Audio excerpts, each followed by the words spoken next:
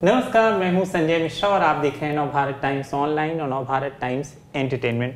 बॉलीवुड में राजनीतिक, सामाजिक और वास्तविक मुद्दों पर फिल्म बनाने वाले मल्टी टैलेंटेड आर्टिस्ट यानी कि निर्माता, निर्देशक, लेखक और एक्टर प्रकाश झा इस वक्त हमारे साथ हमारे बेहद खास मेहमान हैं और एम गनी साहब, डायरेक्टर साहब, आप दोनों का बहुत बहुत स्वागत है। और मैं आपको बता दूं कि प्रकाश झा साहब अब एक्टिंग के फुल स्विंग में हैं और फिल्म मट्टो की साइकिल में वो एक ऐसे मजदूर का किरदार निभा रहे हैं जिसकी पूरी दुनिया एक साइकिल है।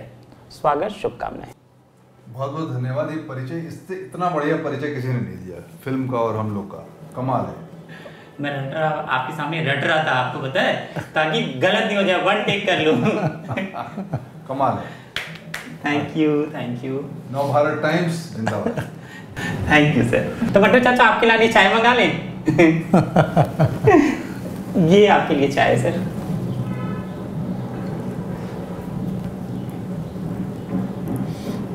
तो कितना लैंग्वेज देखिए, मैं कितना हम्बल दम ना है तेरी चाय। मैं बोलूँगा अच्छी चाय बनाए, मैं यहाँ पे खुश हो जाता हूँ। तो सर कितना मुश्किल होता है एक लैंग्वेज को पकड़ना, क्योंकि ये सबसे आपके ये जब मैं देख रहा हूँ तो एक्टिंग के साथ साथ भाषा का बहुत वो है। और आपने पिछली बार मुझे बहुत अच्छे से समझाया था कि एक एक्टर को हवा, पानी, मौसम, उसका भी सेंस होना चाहिए। मुझे बताइए, भाषा को लेकर कितनी मेहनत की? कितनी मेहनत की, इसका कोई मापदंड नहीं होता है। वो भाषा सहज हुई कि नहीं, उसका मापदंड होता है। मेहनत तो बहुत करते हैं लोग, मेहनत कम भी करते हैं लोग। अब ये कठिनाई तो थी इस भाषा में, क्योंकि ब्रज की भाषा है और वो सही होनी चाहिए थी। और हमारे आसपास चैलेंज ये था कि जितने लोग थे वो सब वहीं के थे, तो उनकी भाषा बहुत आसान थी उसी हिसाब से। तो मेरे लिए जो है वो संतुलन बना के रखना था। तो मेरे निर्देशक महोदय, इन्होंने पूरा इंतज़ाम करके रखा था। और क्या नाम है उस बच्ची का जो कर रही थी हमारा? आशिया। तो वो मास्टरनी जो है वो छड़ी लेकर के और मेरी भाषा ठीक करवा रही थी, उसी ने सही। बट हमारे लिए तो क्या है कि जब आप चरित्र बन जाते हो, अब भाषा आपकी हो जाती है, जब वहाँ के उस चरित्र के अपने हाव भाव हो जाते हैं और आप वो हो जाते हो, तो काम बन जाता है। और वो एक हमेशा एक्टर के लिए और पात्र के लिए हमेशा चैलेंज रहता है। मुझे अच्छा लगा कि उस भाषा का इस्तेमाल हुआ है और वहाँ की रंग उसमें अच्छे तरह से आते हैं, वहाँ की खुशबू आती है। जी बिल्कुल, बहुत प्यारी भाषा है। सर आपसे कहाँ से कहानी मिली थी, कैसे शुरुआत हुई और आप कैसे झा साहब तक पहुँचे? और इन्होंने तुरंत हथियार लिया था कि नहीं किसी और के पास मत ले जाए, कि कई और जगह पे कहानी गई थी? तो कहानियाँ तो चूँकि मैं थिएटर करता था तो मंच पे कहानियाँ ही मैंने अपने जीवन में नाटक नहीं किए, कहानियाँ ही मंच पे की हैं। तो उन्हीं दौरान ये कहानी खुद जहन में आई और बस ये बनने लगी, और बनने के बाद सबसे पहले इसे मंच पे किया गया। लेकिन स्क्रीन प्ले ही हमने मंच पे किया। ये पहला प्रयोग था कि हमने इसे स्क्रीन प्ले की तरह से ही लिखवाया मिल करके। जो कहानी बनी, फिर स्क्रीन प्ले राइटर इन्वॉल्व, जो थिएटर ग्रुप के ही लोग थे इन्वॉल्व हुए, और वो फिर बनी और उसका फिर नाटक किया। नाटक के बाद फिर लगा कि इस कहानी को अब बाहर और विस्तार दिया जा सकता है सिनेमा के रूप में। ये प्रक्रिया शुरू हुई। तो यहाँ मुंबई की यात्रा भी हुई। मुंबई की यात्रा मतलब कोई प्रोड्यूसर थे, मैं नाम नहीं लूँगा, तो वो इन्वॉल्व हुए। उन्होंने कहा कि इसे हम आ जाते हैं, करते हैं। फिर कुछ अभिनेताओं के नाम आने लगे, जैसा कि हिंदी सिनेमा में होता है। मैं उससे संतुष्ट नहीं था। मुझे लग रहा था कि कुछ जो जैसा सोच रहे हैं शायद उस तरह का कुछ तो मतलब। तो मट्टो जब मैं लिखता था तब, क्योंकि झा साहब का जो चेहरा मोहरा है, दो चीज़ें थी। एक तो कोई एक्टर ना हो मट्टो को करने वाला, जैसे आम पब्लिक एज एन एक्टर जानती हो। मैं ये बहुत स्पष्ट था कि बाकी लोगों को कोई नहीं जानता, तो मट्टो को भी अलग से ना पहचाना जाए कि वो मट्टो, वरना तो मजदूर नहीं लगेगा, वो एक्टर दिखेगा। तो ये था। और पहला यही था कि ये बहुत फिट लगते थे शक्ल से, लेकिन अप्रोच में तो थे नहीं, वो संभव नहीं था। सिर्फ देखता था मैं ये सब चीज़ें। और ऐसा योग बना, सुयोग बना कि मेरा एक दोस्त या सहयोगी जो है, इनके यहाँ किसी काम के सिलसिले में टच में आया था, तो मैंने उसे आग्रह किया कि ये स्क्रिप्ट तुम क्या संभव है कि झा साहब तक पहुँचा दो, एज एन एक्टर वो पढ़ के देखें इसे। और ये मैं मथुरा में ही था, वो मैंने उन्हें मेल कर दी मेरे दोस्त को, उसने यहाँ कर दी होगी, उससे आगे की इधर की यात्रा झा साहब बताएंगे। मेरा ये है कि मैं भेज करके उसे जैसा कि होता है आप चाहते हैं कि वहाँ से क्या रहा। तो एक दिन फ़ोन आया मेरे पास मेरे दोस्त का ही कि वो आपसे बात करना चाहते हैं, और वो स्क्रिप्ट पढ़ी है। मैं बीच में फॉलोअप लेता रहा था, तो मैं बहुत खुश था कि अब बात करना चाहते हैं, तो अब नेगेटिव पॉजिटिव दोनों ही बातें होंगी, तो मिलना चाहते हैं। तो हम लोग मिलने में थोड़ा डिले हुआ, बट मैं किसी काम में फंसा था, जहाँ साहब लंदन जा रहे थे। फिर ये हुआ कि हम मिलेंगे, तो 1 महीने बाद फ़ोन पर बात कराई इनसे, मेरी 3 दिन बाद फ़ोन पर बात हुई और मैं बहुत खुश हुआ। मैंने हाँ यार, मैं जिस मट्टू को खोजने निकला था वो मिल गया है, मतलब ऐसा मैं पक्का हो गया था मेरे जहन में कि यार बाकी चीज़ें तो फेवर में हैं, शक्ल फेवर में है, और पहचान वाला जो मामला, प्रकाश झा को तो सब जानते हैं, लेकिन उस चेहरे के साथ ले जाऊंगा तो वो मतलब उतना मतलब ऐसा चेहरा नहीं है चेहरे से आप। और अब उसके बाद भी ये था कि हम ऐसा कर लेंगे कि पहचान ना पाए कोई।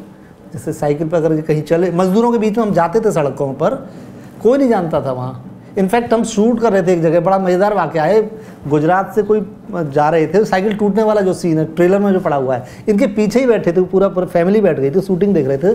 तो कोई कहीं से जिक्र चल रही हो प्रकाश झा, तो कह तो रहे थे, तो उन्हें समझ नहीं आ रहा था प्रकाश झा हैं कौन।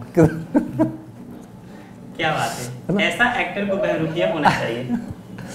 तो ऐसे करके वो बात यहाँ तक पहुँची और ये एग्री हुए, और फिर ये मिलके बात आगे बढ़ी। ये कहानी कहीं ना कहीं आपकी पुरानी फिल्मों को भी टच करती है, फ्लैशबैक में ले जाती है कि आर्थिक रूप से जूझ रहा है एक मजदूर, उसकी बिन ब्याही बेटी, ये चीज़ें। कौन सी बात थी जिसकी वजह से तुरंत आपने हामी भरी मेहनत की इस फिल्म के लिए? नहीं, तुरंत हामी भरने की बात नहीं होती, इस कहानी के साथ मेरा जुड़ाव हुआ, क्योंकि कहानी जो है वो मैं करता न करता जो कुछ भी होता, मैं इसको सपोर्ट ज़रूर करता, क्योंकि इन्होंने मेरे बारे में सोचा था एज एन एक्टर और ये आश्वस्त हो गए थे, लेकिन मुझे भी समझना था कि भाई क्या तुमने देखा, कैसे हम वहाँ तक पहुँचेंगे, उस पात्र को पकड़ेंगे कैसे। और कन्विंसिंगली अगर मैं वो ना दिखता और ना होता और एहसास ना होता लोगों को, तो ये फिल्म खड़ी ही नहीं होती। तो वो एक प्रोसेस है, वो तो खैर किया ही, इनकी बड़ी मदद उसमें हुई पहचान कराने में, नहीं यहाँ नहीं, यहाँ नहीं, ऐसे नहीं, वैसे नहीं करके, बट अपना एक धीरे धीरे करके। लेकिन कहानी और पात्र नहीं, बेसिकली इस जिसकी कहानी थी वो आधा हिंदुस्तान है, जो हमारे घर बनाता है, हमारी सड़कें बनाता है, हमारे पुल बनाता है, हमारे हाई फ्लाईओवर बनाता है, हमारे ट्रेनें बनाता है, हमारे सब कुछ बनाता है, लेकिन हमारे जहन में नहीं है। हम उसको कुछ समझते नहीं, हम उसके बारे में जानते भी नहीं थे ठीक से। जब पेंडेमिक हुआ और लाखों की संख्या में वो यहाँ से उठ करके वहाँ चलने लगे, तो मैं यहाँ की ये भगवान, ये बिहार के लेबर जो हैं वो केरला में काम कर रहे हैं, लद्दाख में काम कर रहे हैं, यूपी के लेबर जो हैं वो पता नहीं कहाँ कहाँ काम कर रहे हैं, वो बिलों से निकल करके और हज़ारों हज़ार लाखों लाख की संख्या में वो चलते चले गए। तब लोगों को अंदाज हुआ कि अरे बाप रे, क्या इनका जीवन है, क्या संघर्ष है, क्या इनकी खुशियाँ हैं, क्या नेगोशिएशन है, क्या सपने हैं, क्या देश के बारे में सोचते हैं, ये हम आज तक ठीक से नहीं जान पाए। तो ये जो स्लाइस ऑफ लाइफ है कि एक परिवार की, एक परिवार के मुखिया की और एक बंदे की कहानी जो है वो सारी जुड़ी हुई है एक साइकिल से। वो साइकिल जो 20 साल पुरानी हो गई है, उसके बेटी की उम्र की है। क्या बात है कि वो दोनों वही है, वो कहता ही है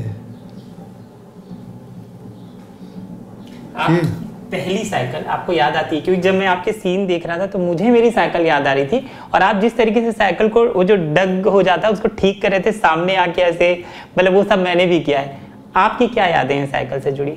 वही याद है बचपन से। हम तो 5-7 साल के थे, बाबूजी की साइकिल लेकर के वहीं सीखी थी, हाफ पैडल पे जो चलाते थे, कंधे पे सीट जो है वो कांख में लगती थी और अंदर से लात लगा करके चलाते थे उसको, हाफ पैडल कहते थे हम लोग। तो वहीं से है, हम तो साइकिल वही तब से जानते हैं। तो पहली साइकिल कब आपको गिफ्ट की गई कि आपकी स्वतंत्र रूप से मेरे को गाड़ी साइकिल कभी गिफ्ट ही नहीं हुई। मैं चला गया स्कूल में, बोर्डिंग स्कूल में, तो मैं लौटता तो बाबूजी की साइकिल पे ही काम चलाता था। पहली तो मतलब मैंने मोटरसाइकिल ही खरीदी बहुत बाद में जा करके, साइकिल तो कभी मिली नहीं हमारी। बाद में जब गांव में कुछ दिनों तक रहा था तो गांव में भी साइकिल थी, परिवार की साइकिल थी। जब जरूरत पड़ती थी, शहर जाना होता तो उठाते थे, दंदनाते हुए निकल जाते थे। देखिए आपकी फिल्म एकदम ज़मीन से जुड़ती है, गांव जाती है, और मुझे किसी ने कहा था, मेरे को ठीक से याद नहीं तो इसलिए नाम लेकर कोट नहीं कर रहा हूँ, हम बात कर रहे थे कि क्यों फिल्में पसंद नहीं आ रही हैं दर्शकों को। तो किसी ने कहा हम लोग रूट से हटते जा रहे हैं और हम पता नहीं क्या तलाश रहे हैं, लेकिन अपने गाँव से हम दूर हो रहे हैं। लेकिन साउथ वहाँ पे चिपका हुआ है, वो अपने रूट से नहीं हट रहा है, वो वही कहानियाँ कहता है। आपको लगता है ये इसका सबसे बड़ा यूएसपी होगा फिल्म इन दिनों जिस तरीके से एक हताहत है हम, फिल्म नहीं चल रही है लोगों की, ऐसे में पता नहीं क्या होगा ये सारी चीज़ों के। मैं हमेशा कहता हूँ कि कोई भी मापदंड काम नहीं करता है, कहीं ना कहीं से कि हर कहानी की आत्मा जो है वो छू लेती है। कोई पता नहीं दर्शकों को, कोई दर्शक सबसे बड़ा ज्ञाता है, उसको सच्चाई नज़र आ जाती है कहानी में। और ये जो विवाद चल रहा है कि साउथ और बॉलीवुड, इसको सर आप कैसे देखते हैं? जो जिसकी कहानी अच्छी वो अच्छी चलेगी। बहुत सिंपल सा फंडा है, बहुत सिंपल सा। जिसकी कहानी में दम होगा उसकी बीड़ी जलेगी। डायरेक्टर साहब, आपको डर लगता है जब अपनी फिल्म रिलीज पर हो और ट्रेंडिंग जो ट्रेंड कल्चर है बायकॉट का इस तरीके से हो तो धक धक धक होता है? नहीं, मुझे तो ये अनुभव है नहीं। मैं तो पहली बार मेरी कोई फिल्म है जो सिनेमा पर आ रही है, मैं उसे एंजॉय कर रहा हूँ। और दर्शक ये बस उम्मीद कर रहा हूँ दर्शक 16 सितंबर को आवें, वो एक असली कहानी को देखें, ब्रज की मिट्टी से निकली, जो पूरे देश भर में हमारे यहाँ से भागवत कथाएं कहने लोग जाते हैं, उनकी वाणियों को, उनकी भाषाओं का रस लेते हैं। अब वहाँ के जीवन के, एक व्यक्ति के जीवन को देखें, उसका आनंद लें मेरे साथ। मैं तो, और उम्मीद है कि वो जब आएंगे तो निराश नहीं होंगे उसमें, उन्हें वहाँ जो है खुशी मिलेगी फिल्म देख करके, अच्छा लगेगा। सर मैं आज ये भी समझने आपके पास आया था कि ये बायकॉट कल्चर क्या है, आप कितना समझ पा रहे हैं, हमको क्या समझाएंगे, दर्शकों को क्या समझाएंगे? वो हम भी आप समझ रहे हैं, अभी हम भी समझ ही रहे हैं।